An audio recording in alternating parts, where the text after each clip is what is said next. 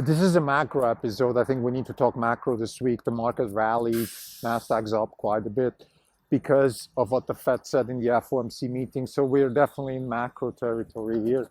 Like it or not, as investors, uh, we'd like to see our stocks outperform the market and be independent. But of course, we can't really expect that every period. And this is definitely one of those periods where macro is king. There's two things I want to talk about. One is the housing market. I think the housing market is coming down, and that is the main reason why the Federal Reserve is um, opening up the possibility for a less longer higher for longer. And then, of course, at some point, speculation also maybe of lower rates. So housing market is key. The other thing I want to talk about is one of the events I attended this week. It was the Chief Science Officer of the Department of Transportation. And I'm going to have a more formal conversation about my week. Like I said last week, I'm starting a series now because I am doing a sabbatical at Stanford, where I'm visiting all kinds of events and seminars, and I'm doing some actually coursework in deep reinforcement learning. So I'm basically educating myself. Let's call it a sabbatical. And I'm going to recap most of the events on a weekly basis. And one of the events was at CARS, the Center for Automotive Research Stanford. That is basically a big sort of warehouse hall in the outskirts of the Stanford campus, where they do research on automotive technologies. And it was overall a really nice event. But I want to just get my takeaways here.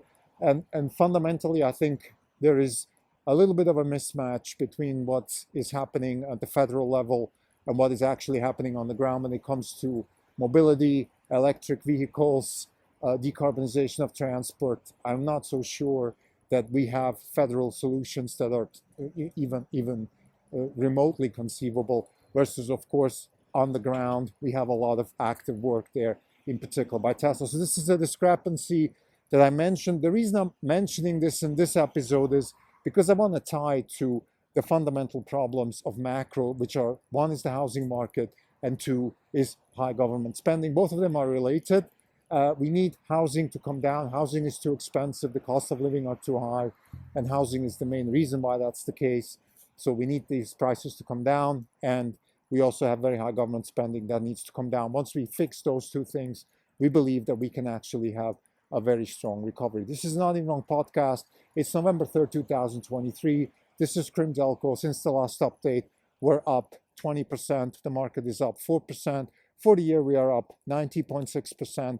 The market is up 13.5%. We're outperforming by 77.1%. So the massive outperformance comes from the macro environment. The FOMC meeting has been benign because the market is not expecting higher for longer, even longer. And we also have some indication that government spending can be put under control. Let me set the stage here. I don't want to regurgitate the macro news. You can go read this on any financial website you want. Here's what I think. I think that the Federal Reserve is doing the right thing. And it takes a lot for me to say that, but they are doing the right thing. They are closing the faucet, and they are forcing the government to stop spending, and they're bringing down the housing market. Now, those are two related things, but I still want to separate them because, like many things in macro, if you keep everything together, it just becomes too complex. So the housing market is high because people are not forced sellers, and because you can roll debt. And as long as you can roll debt and you're not a forced seller, you can pretend whatever price you want for your house. And most of Americans are actually living like that, excuse me. And the reason they're living like that is to some extent because they want to live like that, but also, of course, that they can. In other words, if you had to price your house to market, it would be down at least 50%, like everything else. If you take the stock market, if you take bonds, if you take almost every asset that you can think of is down, except those assets that don't need to be sold, paintings, art, gold, things like that, is not down because most people that own these assets are not forced to sell. And, that's one of the reasons why people like to own these things, because it's typically only rich people that own these things. and they're usually not for sellers, so you don't have this market volatility that every other asset has. Now, with housing, it's a little bit different. It used to be that only rich people own houses, but that certainly has changed in the last 40 years. The US is now not just a nation of house owners, but also a nation of house speculators. And that's where the problem is, of course. When you have speculators, then people at some point become forced sell. So at the margin, somebody has too much debt, cannot support the cash flow of the house, and so on and so forth. This is what's happening. This is what the Fed actually wants. And we believe that it's a good thing, because when that happens, inflation will come down, and we will also have lower costs of living, and more flexibility in the economy, higher productivity. People can move from here to there. They can live wherever they want, or it's easier to live. They can ask for lower wages. All these kinds of things are in lockstep, and therefore I think it's a good thing. So that's good news, and I think that's why the market is up. And for us investors, it's good news, because if you want, a lot of Marxists and people like that, they like to think, oh, the United States is some sort of labor versus capital type fight. And I don't think like that. I don't think that we're in a labor versus capital. We really are in a capital versus housing type situation. In other words, either capital is tied up in housing, which is not productive, or capital is tied up in productive assets that create jobs and prosperity. So it's kind of that fight that the US is fighting. And for the last 40, 50 years, other than Silicon Valley, this fight has been won single-handedly by housing.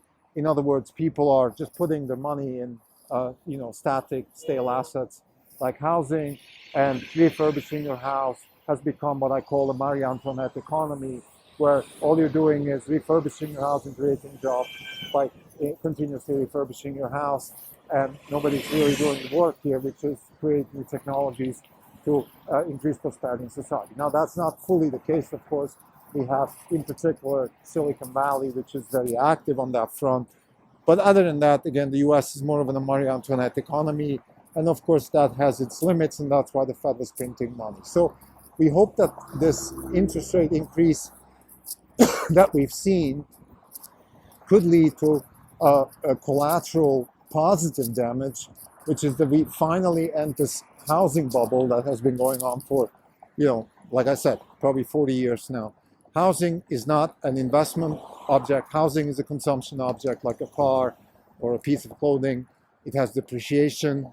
It is exposed to competitive market forces, all that kind of stuff.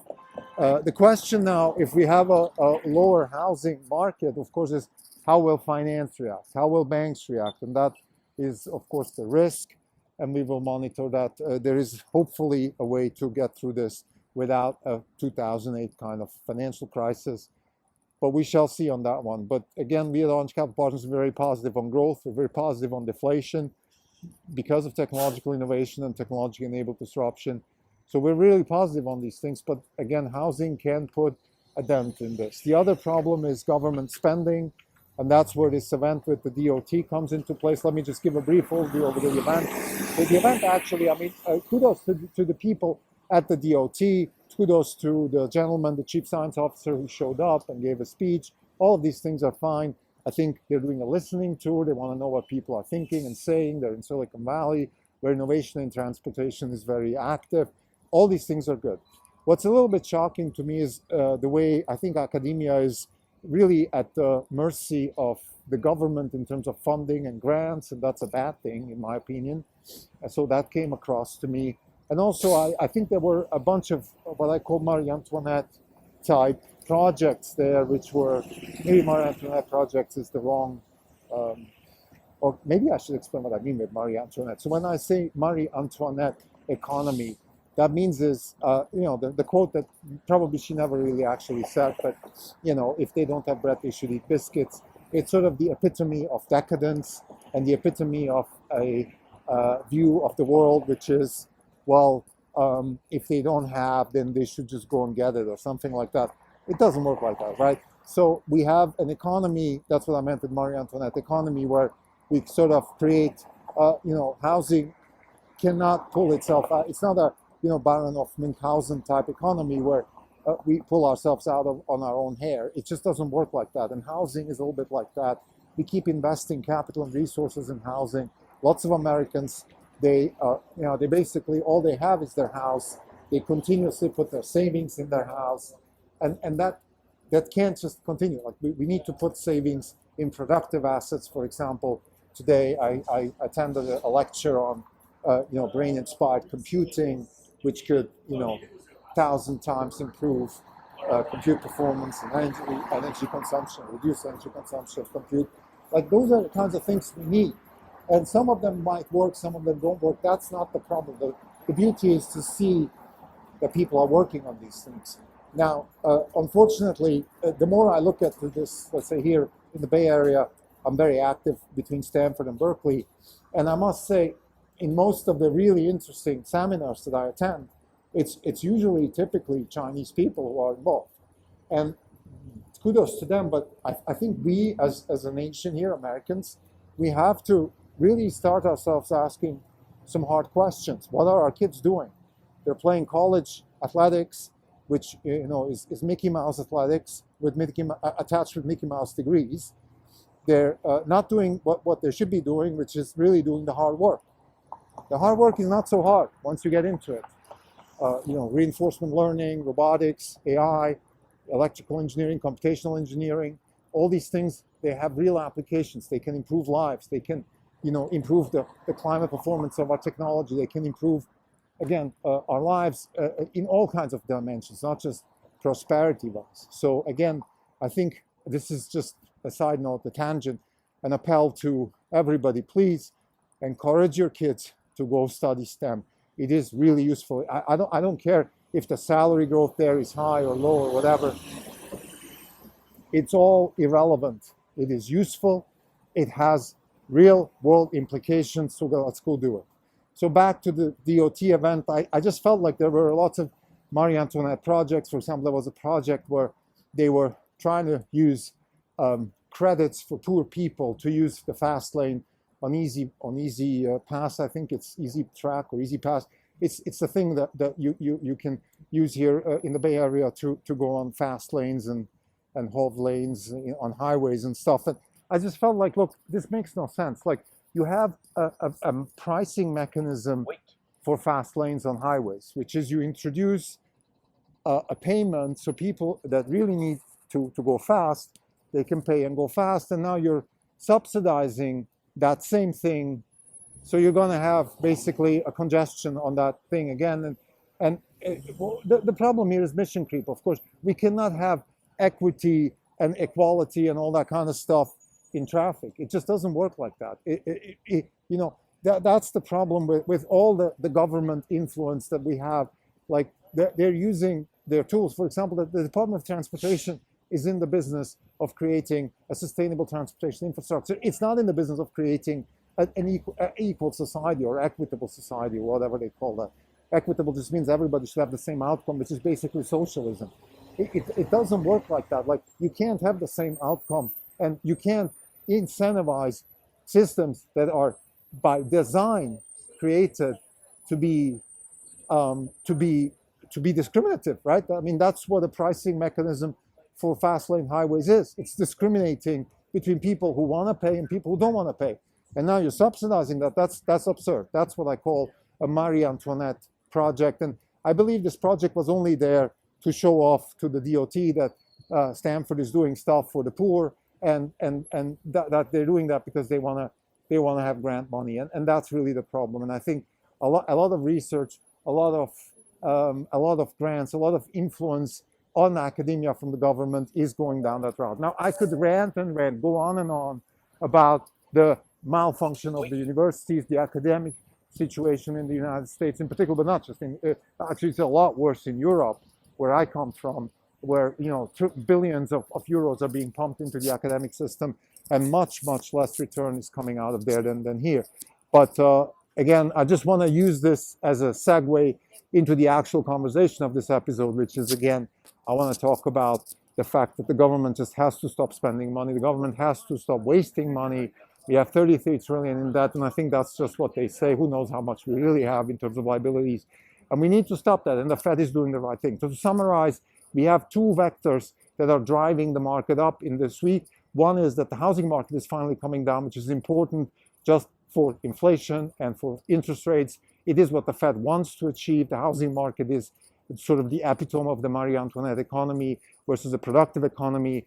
And the Fed is stopping that and helping the productive economy to gain traction again. And then the other hand is we also have way too much government spending and too much government influence, and that has to stop as well. Thank you.